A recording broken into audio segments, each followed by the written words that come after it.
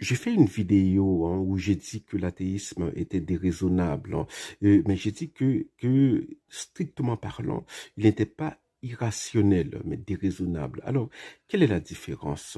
Eh bien, quelque chose qui est déraisonnable, c'est, par exemple, vous prenez quelqu'un qui mange, je sais pas, 7000 calories par jour, et cette personne veut perdre du poids.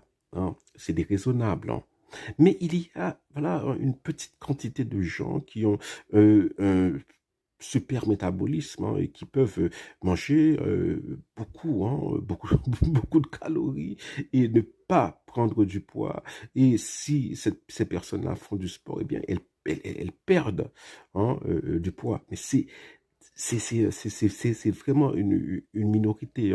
Donc, n'empêche, cette minorité existe, n'empêche, manger 7000, 8000 calories par jour et espérer perdre du poids, c'est déraisonnable. Voilà, bon, c'est dans ce sens-là que je dis que l'athéisme, c'est déraisonnable. C'est-à-dire que c'est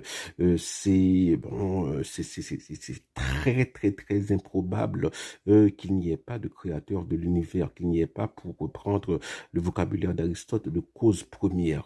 Voilà.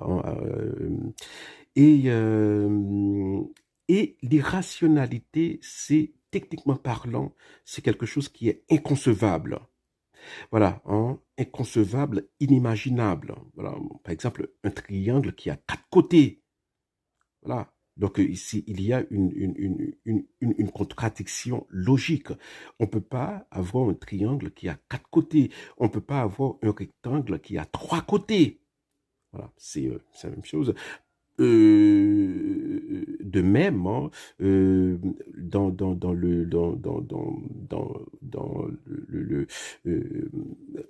on peut pas avoir un objet naturel, voilà, bon, un objet du monde sensible qui est présent en même temps à deux endroits différents, voilà.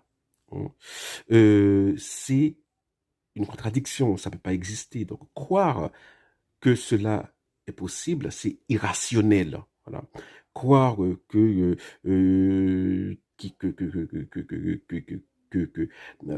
qu'un triangle peut avoir quatre côtés, c'est irrationnel. Voilà.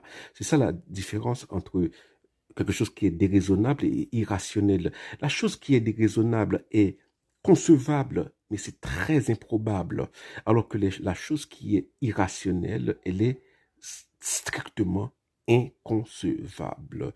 J'espère que c'est plus clair.